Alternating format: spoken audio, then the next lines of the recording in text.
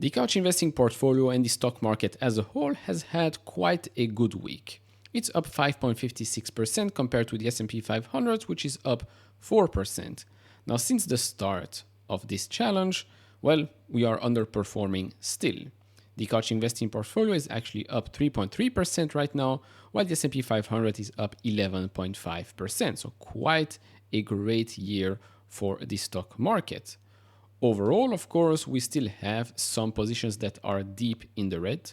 For example, the local, despite its reporting earnings a couple of days ago, that video is in top right corner, I'm still down here 17.7%. Lululemon, yet to report their quarterly figures, down close to 24%. Intel, of course, small position, but still down 47%. Now, of course, I could double down and reduce this, right? Reduce the losses, the so-called losses, because these minus 2,500 will still be minus 2,500, but my cost price will, of course, be lower. Celsius still down for me here 31%. And then, of course, Accelera, this is a position that is worth, well, not that much right now, 1.1% of the portfolio. That's down 46%. Now, on the flip side, we have positions that are doing quite well. We've got Tesla up close to 20%, PayPal up close to 16%, Palantir up 40%, SoFi still hasn't moved much, I'm down 6.6%, Alphabet Google is up 14.7%, you've got here Snowflake. It says here it's up close to 8%, but I'm still actually down 20-25% or so because I did trade, so overall I'm still down. But Snowflake yet to report earnings. Hopefully it will be a good quarter. Meta up close to 20%. Rocket Lab up over 50%. Of course, still a tiny position, but that's a long-term bet. So overall, that's the state of the portfolio right now. As you can see, it's been a roller coaster of a ride, right? I mean, 2 weeks ago, of course, Black Monday, I was down 7.8%. Now I'm up 3.30%. So with these types of positions in the portfolio, I'm not saying it's perfect, but with these types of positions, of course, when things go green, I'm going up much faster. And when things are red, especially in this environment, I go down fast as well. Now, this is not the final portfolio. Of course, there are some positions here, Lululemon, Snowflake. These were always going to be short-term meaning less than a year in the portfolio because the stock has dipped. Of course, it has dipped even more after I bought the shares, but I mean, I don't have a crystal ball. The timing of my buys weren't optimal here. Okay, you live and you learn. But some other positions such as Tesla, PayPal, Palantir, SoFi, Alphabet, Meta, those are positions that I intend on keeping for the long run. So those are going to be core for the portfolio.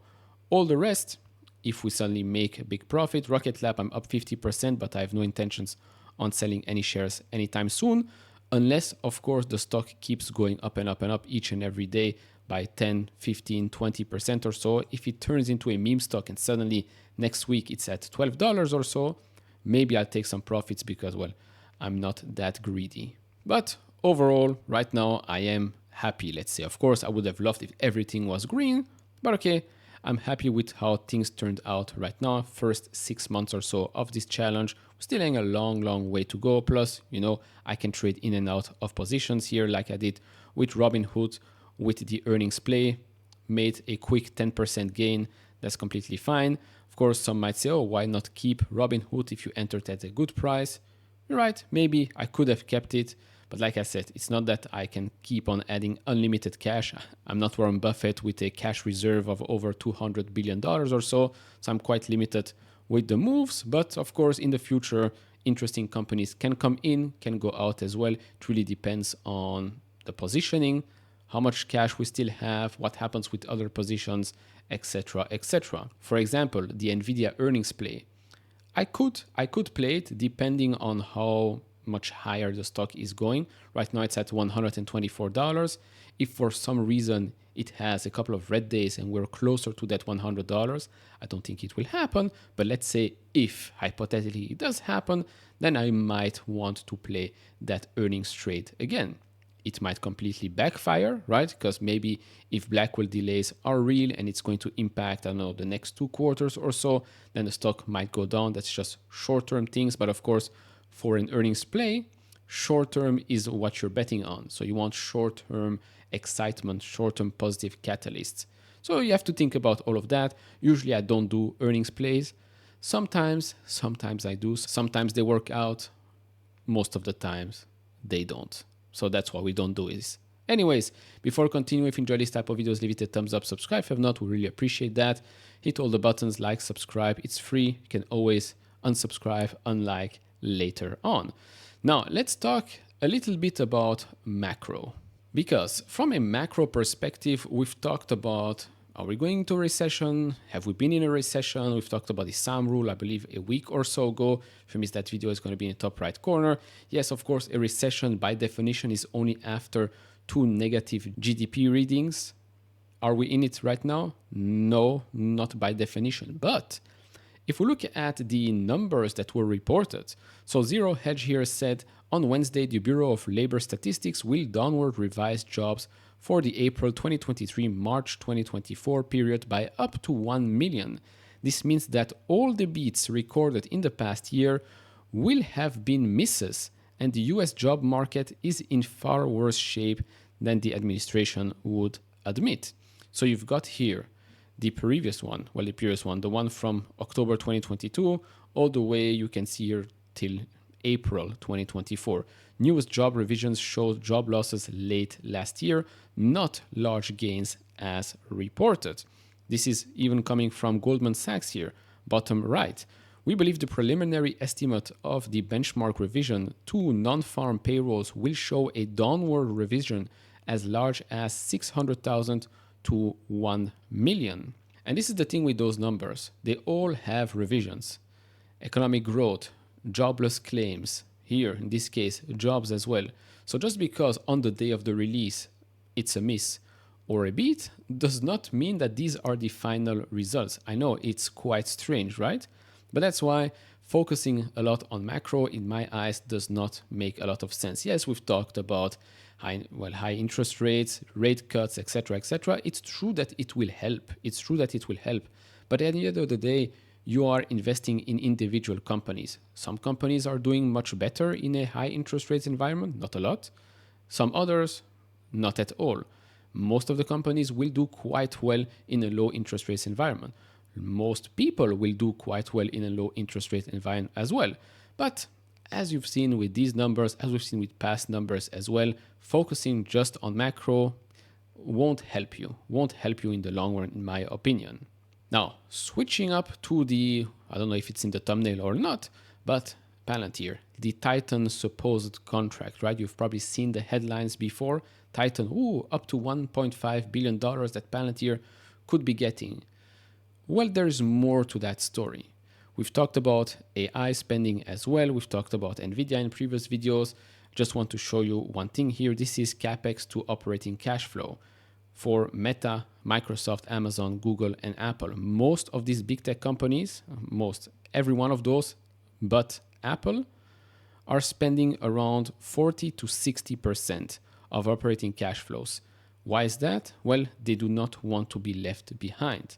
They know very well that if they're not spending, well, one of the other big tech companies or maybe a surprising other player is going to come in and maybe hurt their future business.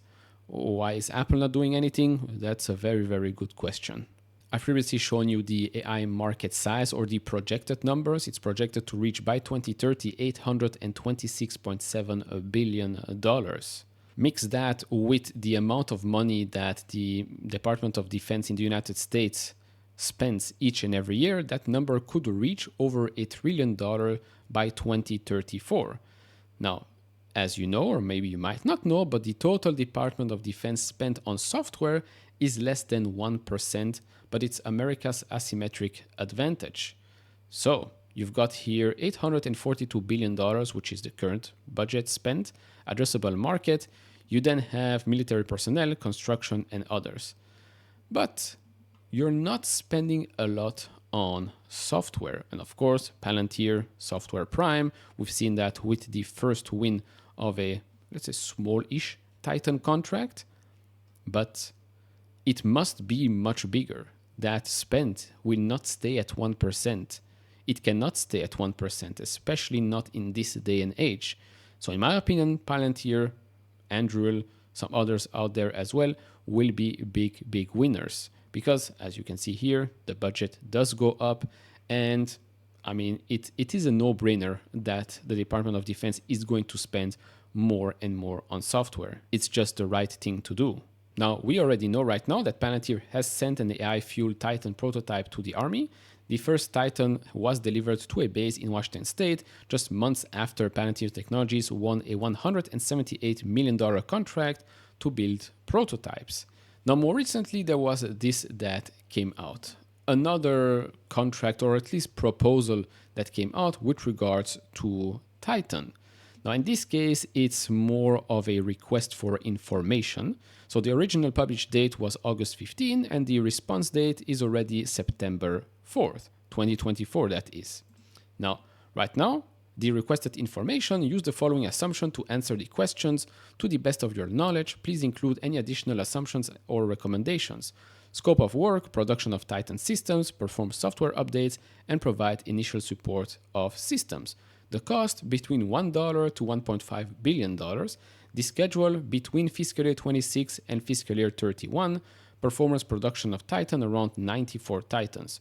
36 Titans advanced, designed for division and above, etc., etc., etc. And 58 Titans are basic ones.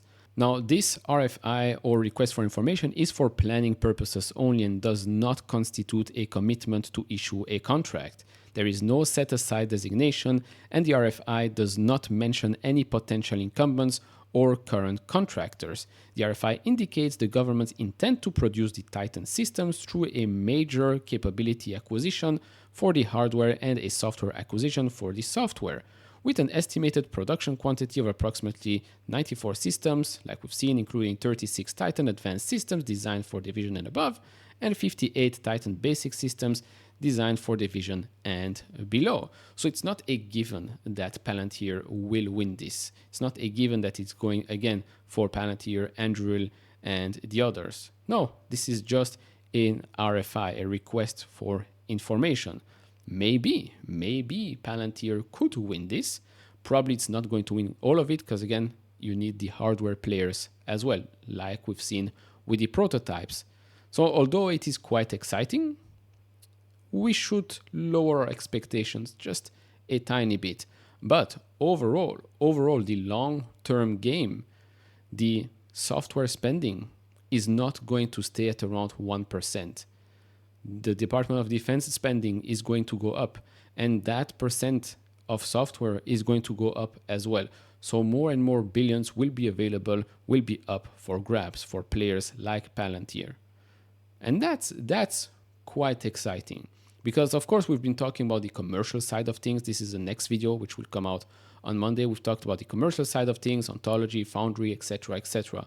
Why it's important to actually have more boot camps, why it's important to have more customers, because you solve more problems, more use cases. You can show off those use cases to future customers or potential customers. And the wheel goes around, around, and around. The government side of things is still going to be very, very big for Palantir. So don't sleep on that point.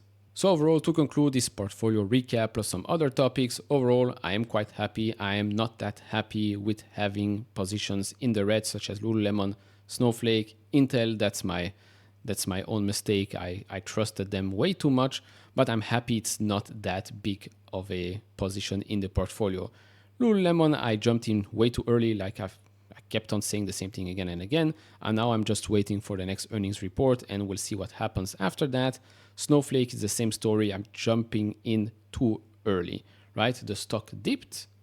I jumped in because I thought, oh, it dipped already after the past earnings, right? The new CEO announcements, etc., etc. Jumped in. Well, guess what? The stock went lower and lower and lower. You need patience, positioning, sizing, etc., etc. I'm happy with the other positions and the way I handled all of those. Just those 2-3 mistakes are hurting the performance right now. Plus, the top 2 positions, right, Tesla and PayPal, let's be honest, have not moved that much. I'm in the green, but if things work out, which I think they will, I think I'll go up much, much more. But that's just my opinion. I can be completely wrong, and the thesis cannot play out the way I think it would. Those are the things that you have to take into consideration when you invest, especially in these types of businesses. This is not a Coca-Cola or something like that. So that's about it for me in this video. Of course, do share your thoughts in the comment section below. If you want me to look into a specific company, interesting company that you think that might enter the portfolio, let me know down in the comment section as well. Like, subscribe, do all of that, and I'll see you all in the next one. Bye-bye.